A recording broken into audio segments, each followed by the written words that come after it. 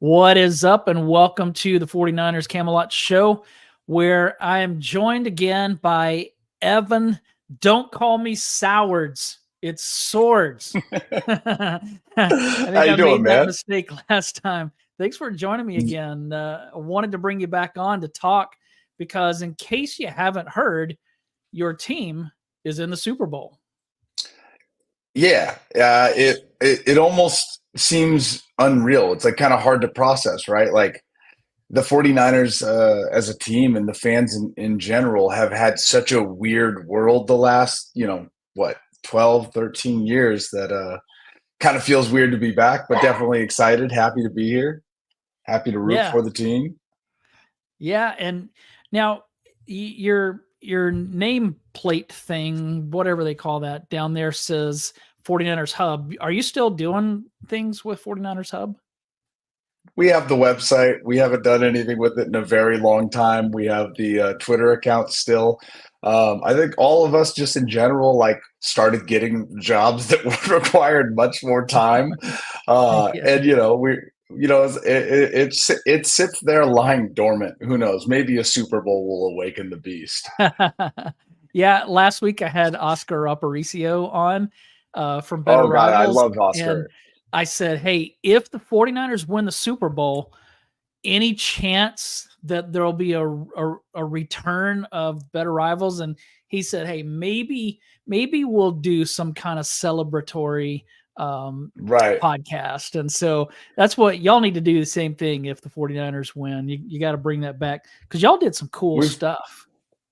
We've talked about it, and I actually we definitely talked about doing like a reunion podcast. It is crazy to think about like who we interviewed throughout time. I mean, first off, we interviewed at the earliest of stages Dan Soder, who has then since become, he's an actor on one of the best shows, Billions. He's married to Katie Nolan. Great 49ers fan. He is notorious for recently being in that story because he was really good friends with Mike McDaniel, um, the now, Dolphins coach. We interviewed a bunch of awesome people, and it was so Yeah, fun. But yeah, we might have to do something like that soon. that would be cool. Well, let's jump in here because I want to get your thoughts on the NFC Championship game. Then I want to get some of your thoughts on the Super Bowl. So I want to start back to, as painful as it might be, the first half of the NFC Championship game. The 49ers couldn't do anything right. What was going through your mind when the Lions were moving the ball without, it seemed like without effort? The 49ers just were caving defensively, especially. What was going through your mind at that time? I think what was going through my mind was the five stages of grief, like coming out of like a machine gun. You know what I mean? Like I was having like denial, anger, Yeah. acceptance, like in rapid fire. No, but really, the 49ers, and I don't think many people have talked about this enough since the postseason, but like the 49ers spent basically all season long destroying teams, Hmm. constantly destroying teams, constantly having the upper hand, constantly being the better team. And even though that 3 game losing streak where we lost by a field goal, or excuse me, by a field goal in the game field goal, we fans kind of were like, that's a fluke. And then they Hmm. proceeded to destroy teams for the rest of the year. And it was like, oh, it really was a fluke. So to come in against the Packers, which are a worse team across the board, if by any type of like, reputable thought process, and then basically get outplayed for the majority of the game and somehow, squeak away a win. And then come in against the Lions, which again, great team, great story. Really have enjoyed watching the Lions this year, but the 49ers across the board are a better team, right? Yeah. They like the Lions had like a more watered down version of the 49ers. We think of Aiden Hutchinson and Amon St. Brown and how they compare like Debo and Bosa and like all of it. So it was really weird to go, okay, here we are again 2 weeks in a row, but it was more definitive, right? The Packers game, they kind of kept coming back and forth, right? The Packers game, they kind of like were showing fight, but like the Lions went up 21-7 right away, and we're like, what's What going just on, happened? right? Yeah. And not only that, but like it did feel like everything the Lions were trying to do, they were accomplishing with very much success. And the Niners' identity, across the board wasn't happening. Right. The Niners were supposed to have the best pass rush all year. And they've definitely showed up at times and they've made some great pressures and plays have been made in the postseason. But I was expecting 5 sacks a game in the Yeah. playoffs. You know what I mean? I was expecting Nick Bosa to go Super Saiyan and just all of a sudden start murdering people.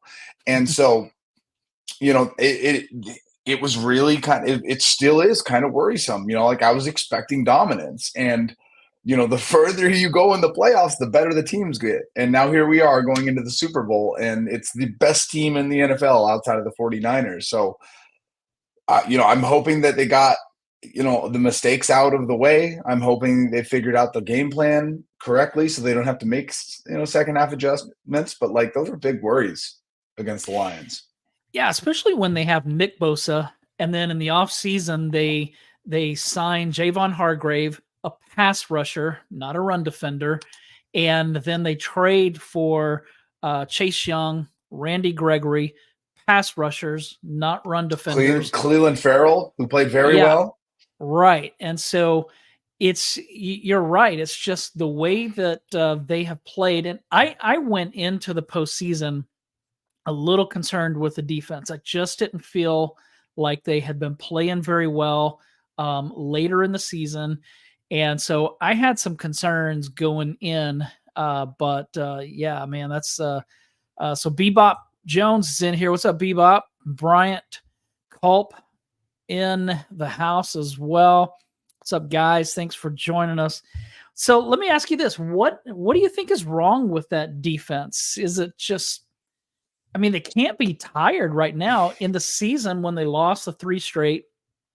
That was kind of what everybody was saying. They're tired.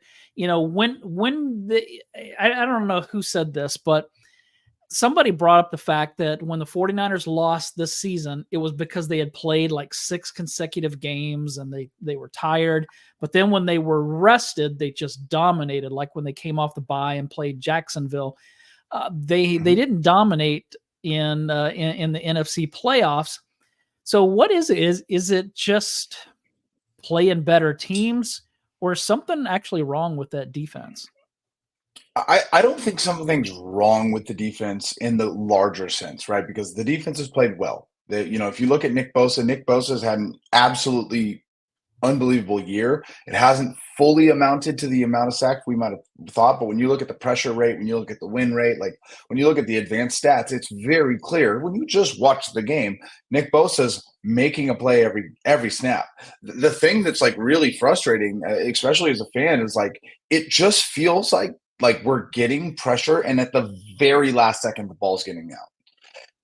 And that's kind of the frustrating part for me. It's you mentioned, you bring in all these resources. Nick Bosa's getting Defensive Player of the Year, right?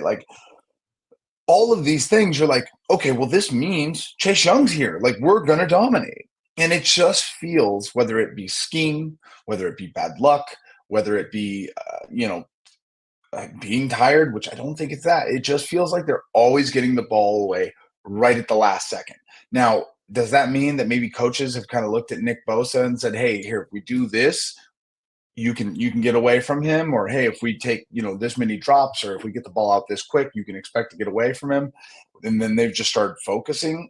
Maybe, I don't know. There's smarter people to make that decision, but it really does feel like that. It does feel like I was expecting sacks and strip forced fumbles to be the game-winning plays. I wasn't expecting Dre Greenlaw to intercept the ball, although it's very welcome. Yeah, and one of the things that I don't know if you and I talked about this before, but I talked about it with somebody, that whenever you have players like Charles Omenihu who leave, and Azeez Al-Shire who goes somewhere else, and players like that, Jimmy Ward, when you lose quality players, and for the 49ers, they were really deep, and so then they started losing some of these backups who went on to be starters somewhere else. And so when you lose that quality of backup player, then your depth takes a little bit of a hit, because now your backup pieces aren't quite as good as your starters. So Rick Diaz says, "You're right, my friend. I just came into the show. Nick Bossart, he's working so hard. Fred Warner, the same way. McCaffrey, Jennings, Juice, number 44, is working hard. Yeah, they're working. It's just something right now, especially with the run defense. Is just I still say that they miss DJ Jones when they let him get away a few years ago. That was a big blow, and they haven't really replaced that run stuff. Or I think that maybe they thought Kalia Davis was going to be that guy, but so far he hasn't been. What are you seeing with the run defense? Is it personnel, or do you think it's a scheme issue? Maybe the wide nine. It's kind of I susceptible. think it's more scheme than personnel, because although Javon Hargrave is more of a pass rusher, he's a big presence. And when I look, especially like the last few games, when you look at the 49ers defense, I'm not seeing a really tight hole or a bunch up group of players and a running back making a good move. A lot of the times we're seeing open holes that they're running through, right? The Lions had really open running lanes, and I'll give Wilkes the benefit, I'll give him some credit. It was mostly in the first half, but I'm seeing big holes. I'm seeing them scheming, outside runs. We know what happened with the screen game in the beginning of the season. And so I feel like it's little things like that. Omenahu is a big loss, but I definitely think if you look at overall production, if you look at overall PFF grades, the advanced stats, like I would say we have a better defense than we did last year.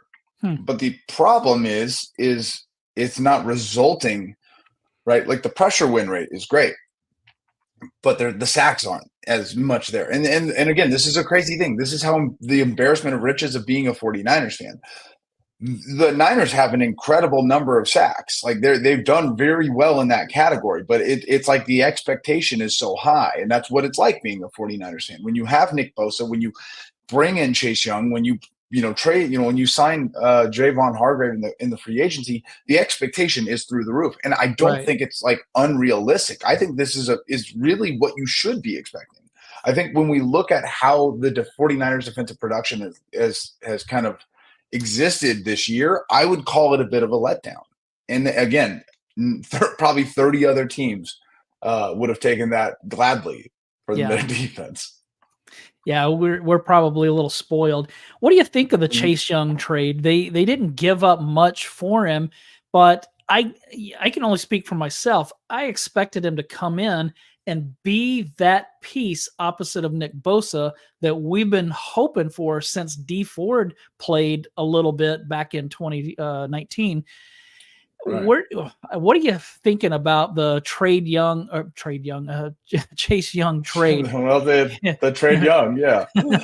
I will say this. I might have had some thoughts either way, but after I saw the play that I think exactly what play I'm talking about. I think it was like a Amon St. Brown run on the right side where he just kind of gave up. Yeah.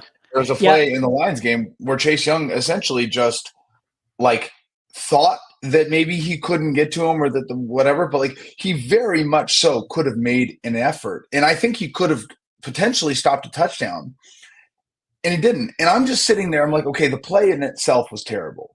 The effort was terrible. But then you start running through the checklist and you're like, let's see. Okay, Chase Young, drafted number 2 overall, goes to a terrible team.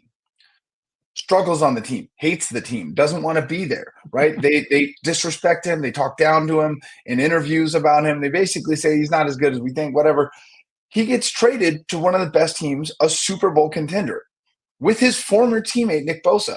You got to feel like if you're that guy, if I'm that guy, me 196 pounds, if I'm in the NFC Championship and I'm getting that opportunity, I am giving every single inch and effort that I could possibly give.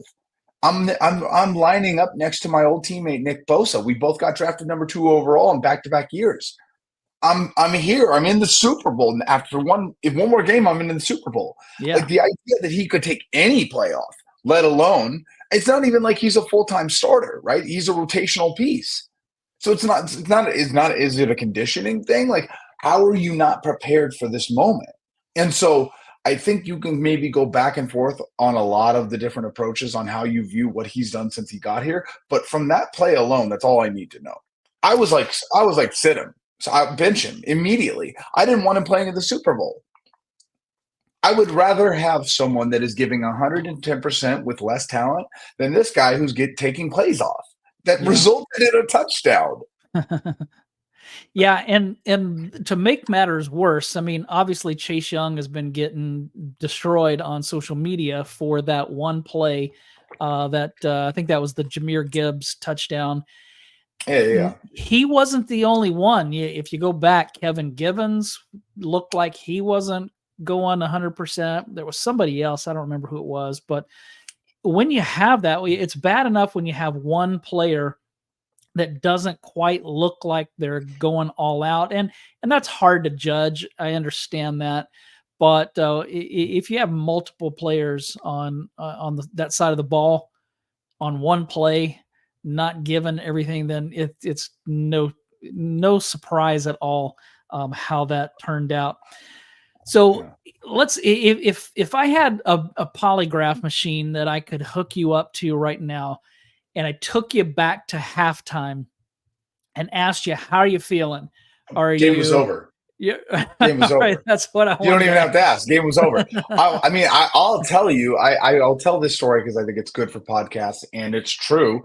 But the week before, I had a birthday party for myself, and we were at a mountain in Mammoth, in California. And we had a big house, probably like 12 or 13 people there. No one at this house liked football but me, basically. Like we had some people that were rooting for the Niners because of me, but for the most part, it was just me. So I'm wearing my Niners jersey, all the above. We're watching the game, the Packers game, and like going into the third quarter, I'm like, okay, well, we got to go out after this game. I maybe would have worn my Niners gear had they won, but if they lose, I'm certainly not wearing my Niners gear out. I don't want to deal with that.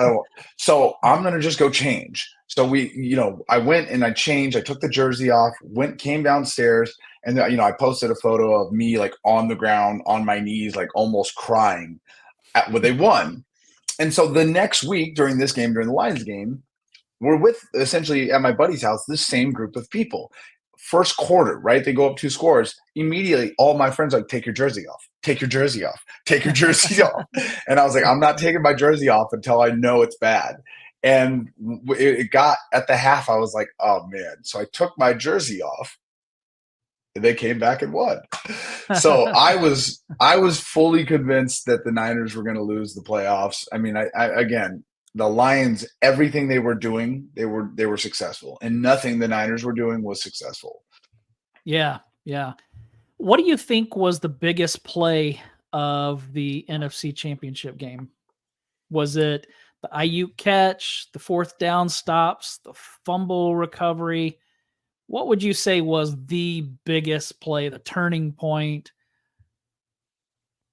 I gotta say, the Ayuk play is definitely I think the biggest wow play. Um, but the fourth down stop to me is the biggest play. Right, because George Kittle talked about the momentum. You saw the soundbite a little bit, right? And the Niners go down, get 3 points, right, and then it's not enough, and we're like, God damn, that's not enough. Like Mhm. we need to score. We don't have the opportunity right now to not capitalize when you're when you're driving down the field. So then to go in, get the fourth down stop, and then go down and score after that, it was like, okay, all bets are off. We're back. Let's go. And I think that momentum really changed the entire pace of the game. And I mean, I do feel like the defense has really been the reason why they've won these games. Like Brock Purdy's been incredible. Brock Purdy has also been one of the reasons that they've won this game, and he deserves all the credit in the world. I can't even believe that we're even having these discussions about Brock Purdy, but we'll get there. Um, but these defenses, the 49ers defense has consistently given them a chance to win. And I think that was like, to me, like the one play that really turned the tide. It was like, all right, let's go. Yeah, I thought that it was the Ayuk catch because it brought the crowd back into it. Then they Mhm. scored. Then the fumble happened, and the crowd really was into it, and you could feel the shift of momentum. Then when they scored that touchdown to tie it, I thought Levi's was as loud as I've ever heard it Yeah. on just watching the game. It was incredibly loud. So then what was the point that you thought, "Oh, man, we got this. We're gonna pull this out"?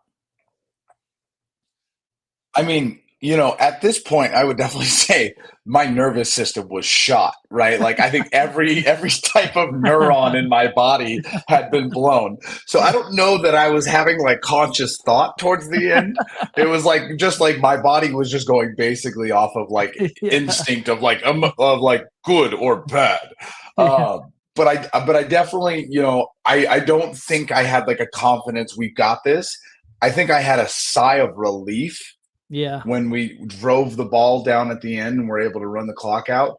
Every play, I wasn't even really thinking. I was just staring and just like, I couldn't believe it. You know what I mean? Like, I really couldn't believe it.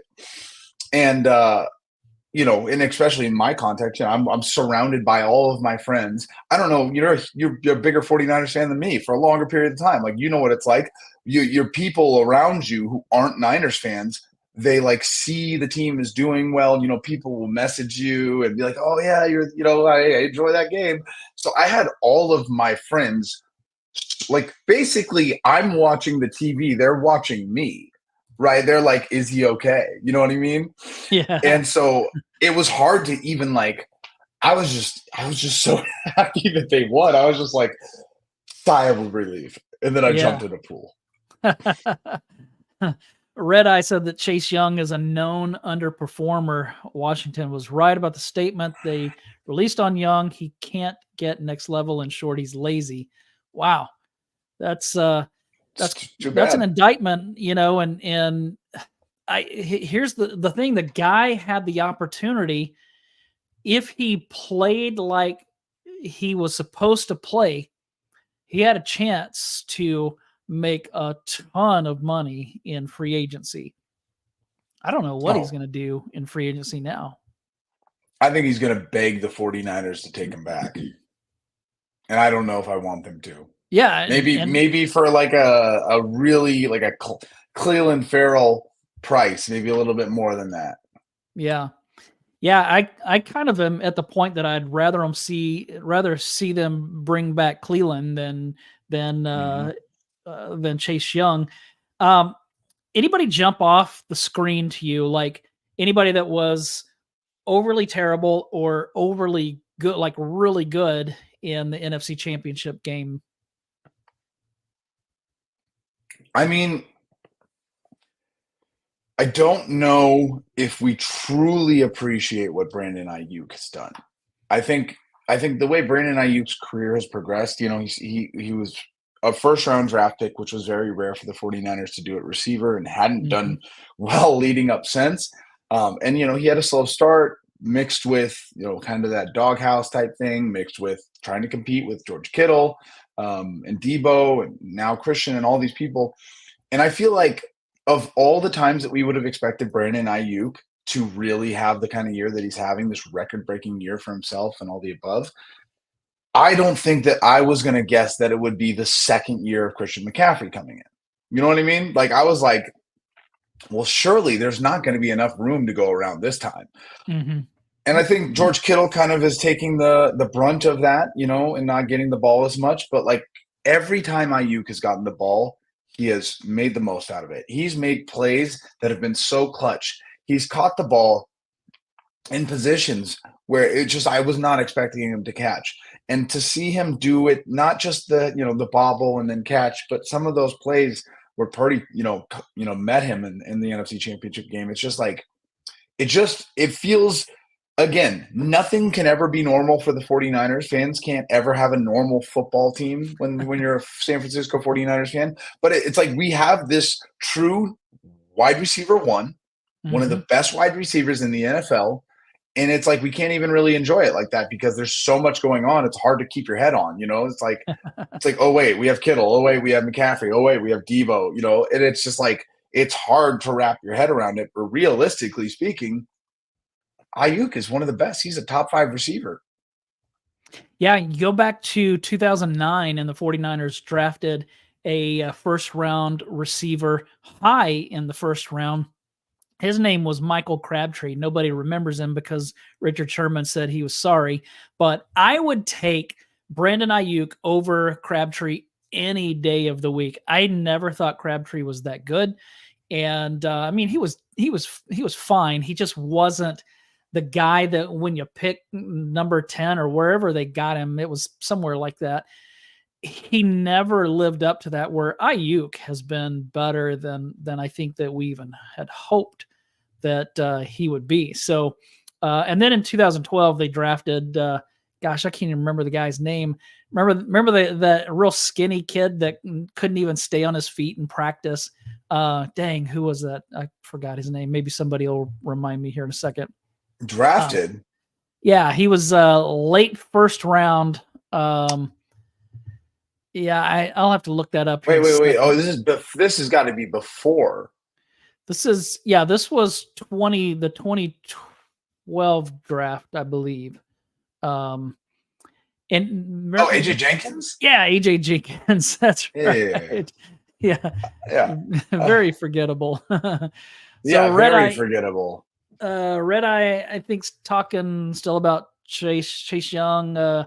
Lynch said he's a rental in the original presser, said at the time he should have offers in free agency. Even Bosa called him out in the locker room interview. He needs to step next level prior to the Lions game. Yeah, you're right. I remember Bosa saying that. Well, did we hear what they said today? Like literally, what was it like? I think KP had a good tweet where he was counting the amount of times that they said effort in the presser and the amount of people that said effort. Wow. You know what I mean? What was it? Let me just. I didn't see that. Shanahan, Bosa, and Warner used the effort or the word effort a combined 10 times at the podium today. Wow. You know what? They're exactly right. And I'm glad that they're mentioning that because that's what it comes down to. I still believe this is the best team in the NFL. If they play with great effort and play like they're capable of playing, they're going to win the Super Bowl. Now, if they play like they've played the last 2 weeks, they're going to lose by a lot. Mm-hmm. Yeah, I mean, go ahead. It's crazy. It's like it's this never-ending theme. Nothing can be normal for the 49ers. We have the most dominant team all season long. Star-studded across the board. Brock Purdy putting up numbers that we haven't seen since Steve Young, right? Like some of the best quarterbacking in the entire NFL, let alone on the 49ers. And for any normal world, we would be the most confident fan base in the world. But we're not. We're 49ers fans, which means we have to go in against the Kansas City Chiefs, a game we lost against the Super Bowl in 2019, and we can't even enjoy it. I haven't been able to enjoy the 49ers season once this year. I don't know about you, but the better they get, the more scared I get. You know what I mean? Like it's like every time they get close, something terrible happens. So I wish I could enjoy it. I wish I could feel confident, but until it's 0-0 and the confetti is falling down on Brock Purdy, I don't know that I can. Yeah, I've tried to make myself stay positive and enjoy just because, I remember when Steve Mariucci was fired and then we went through this long period where the 49ers are terrible. And then I remember when Harbaugh came in and all of a sudden they're good. They make it to the Super Bowl, back to back NFC Championship games, and they fire him. And it's 2 seasons of terrible coaching and terrible play. Then Shanahan comes in, and even though there was hope, they still were terrible for a couple of years. And so knowing that, I'm trying to enjoy this journey more than I probably would have before. But let me ask you this. So Brock Purdy has his team in the Super Bowl. And yet the hatred that's being spewed his way from people all around the country, mainly talking heads, media. You turn on ESPN and you hear a lot of garbage there. Nobody. I watched First Take on ESPN a couple of days ago. All they were talking about is how Detroit blew the game and how Lamar Jackson blew the Ravens game and how great Kansas City is and nobody was giving the 49ers a chance and Brock Purdy's just along for the ride and all this. What is going like? Are people blind? Why do they not give him the credit that he deserves? I mean, it all comes down to how good Kyle Shanahan is. It starts there. Kyle Shanahan is considered to be one of the best play callers in the NFL. It's deservedly so. You look at you watch the film, you see how players are consistently open no matter what, right? He's been a head coach for a very long time now, plus what he did in Atlanta. Like in a lot of cases in the NFL, after some time, after you get some film, people kind of get figured out a little bit. It hasn't happened to Andy Reid. And it's not happening to Kyle Shanahan. I think when you as a NFL fan base realize that the respect is there for Kyle Shanahan, and then you see all the weapons that they've amassed, it's naturally going to be hard to go, okay, the last pick in the draft is that good. I understand the logic behind being a little hesitant of it. But at the end of the day, the most people I see saying all these things about Brock Purdy are trying to make them a name for themselves in the media. Yeah. Right. These are former players that are not, you don't see Stephen A. Smith, right? You don't see Pat McAfee, right? These aren't the people that are discrediting Brock Purdy. It's the Cam Newtons of the NFL, right? Mm-hmm. The guy who's trying to get a regular media job now, right? Like those are the people that you see saying things about Brock Purdy. I feel like even opposing fan bases, whenever we on Twitter, right, the week leading up to a game, I felt like other fan bases were like, "Nah, this kid's lights out." So it is. I think it's a little bit of the Kyle Shanahan thing. I think it's a lot of it of sometimes the smallest groups of voices that are the loudest can be heard the most. But listen, I don't want to jinx it. I really don't. But I will say Brock Purdy has done everything that Jimmy G kind of couldn't, and Jimmy G couldn't beat the Chiefs in the Super Bowl. So it would be a pretty good storyline for Brock Purdy to come in and beat the Chiefs in the Super Bowl and be the first quarterback in 49ers franchise to win a Super Bowl since Steve Young. So yeah, and I think that would be an incredible story. And you mentioned Garoppolo, and that kind of takes me to what my argument would be if if I'm talking to somebody who says Kyle Shanahan is the reason why Brock Purdy's so good. CJ Beathard, Nick Mullins, Jimmy Garoppolo, Trey Lance. Those guys didn't look anything special. I mean, Garoppolo had a lot of success, won a lot of games, but when the game was on the line, like he sometimes he struggled. I mean, there was that comeback in Green Bay a couple of years ago when it was snowing and icy and everything, but those were not throws down the field. Those were dump offs and run-in plays to Deebo Samuel, and so not to jump on Jimmy because I like the guy, but I just think that the argument that it's only Kyle Shanahan is not the best argument. So when we're talking Super Bowl and I see that Red Eye put in here, Mahomes will shred that defense if they play like that. Pacheco will get over 100 yards. Niners are lucky that they only have one running back to deal with. McKinnon's on IR, last seen on crutches. And so, yeah, I mean, that's what we were saying is if they play like they've been playing, then they're definitely going to struggle. They're going to lose by a lot. So with that in mind, what is it that you like about facing the Chiefs? And what is it that you don't like about facing them?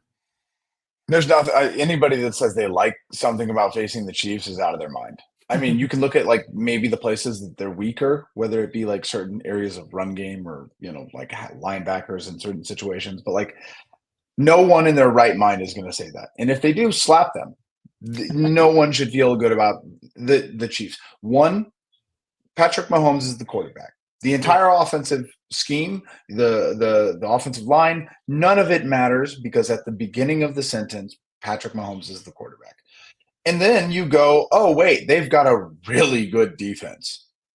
That's not supposed to happen. It's literally Right. in the United Nations of Accords, right? Like Patrick Mahomes is not allowed to have a good defense, yet Or a running somehow, game. uh, he's got it. Yeah.